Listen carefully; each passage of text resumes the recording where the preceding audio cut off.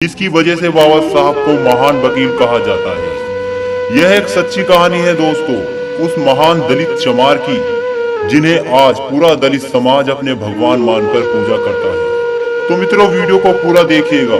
दोस्तों, जब बाबा साहब लंदन से वकील बनकर यानी कि बैरिस्टर बनकर वापस आए और जब उन्होंने कोर्ट के अंदर, कचहरी के अंदर कदम रखा तो जितने भी कोर्ट के अंदर वकील थे सब ने उन्हें देखकर पहचान लिया था कि ये तो वही है जो महार जाति का व्यक्ति है और ये आज काला कोट पहनकर कचहरी के अंदर आ गया है। और फिर बाबा साहब अपना ठिया ढूंढने लगे। सबके पास अपने अपने ठिये होते हैं बैठने के लिए।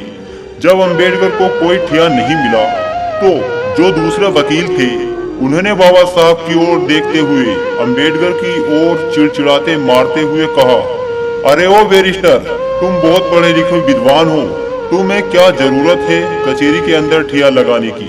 तुम तो बाहर भी कहीं ठिया लगा लोगे तो तुम्हारी दुकान चल जाएगी। लेकिन बाबा साहब ने उनकी बातों का बुरा नहीं माना, उनकी बातों को गलत नहीं समझा और बाबा साहब मुस्कुराते हुए बोले, तुमने ठीक कहा। और फिर बाबा साहब कचहरी के बाहर एक जगह जाकर अपना ठिया जमा लिया। साफ सफाई कर वहाँ बाबा साहब बैठ गए और फिर बाबा साहब के पास छोटे मोटे केस आने लगे। रोजी रोटी चलती रही, हल्का फुल्का बिजनेस बढ़ा, कारोबार बढ़ा। और उसी दौरान एक सेठ और सेठानी का एक इकलौता बेटा था और उसको फांसी की सजा बोली गई थी। वो सेठ और सेठानी पूरी मुंबई में ऐसा कोई वकील नहीं छोड़ा जिसके पास ना घूमे, जिसके पास भी जाते, जिसको वो फाइल दिखाते अपने बच्चे की, वो मना कर देता कि तुम्हारा बच्चा नहीं बच पाएगा।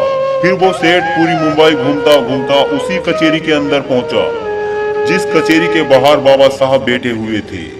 और जब उस कचहरी के अंदर उस सेठ ने अपने बच्चे की फाइल को दिखाया तो किसी भी वकील ने उसकी फाइल लेने से मना कर दिया कि इसमें कुछ नहीं हो सकता, तुम्हारे बच्चे को कोई नहीं बचा सकता। उसके बाद सभी वकीलों ने बाबा साहब को चिढ़ाते हुए कहा, अरे सेठ, तुम्हारा केस तो वो लड़ेगा जो वहाँ बाहर बैठा हुआ है महार जाति का व्यक्ति। वो बहुत विद्वान है, वो पढ़ लिख कर आया है। वो बाबा साहब को चिढ़ा रहे थे, हमारे मसीहा को चिढ़ा रहे थे। और फिर जब सेठ ने सुना तो सेठ वहीं पहुंचा जहां बाबा साहब बैठे हुए थे। और फिर सेठ बाबा जी के पैरों में लौट गया और बोला, हे बैरिस्टर, ये बाबा साहब, मेरे बच्चे को बचा लो। तो बाबा साहब ने बोला, सेठ उठो, मैं क्या कर सकता हूँ, मैं क्या मदद करूँगा। फाइल तुमने किसी और व्यक्तियों, वकीलों को दिखाई होगी, उनके पास जाओ, मेरे पास क्या करने आए हो?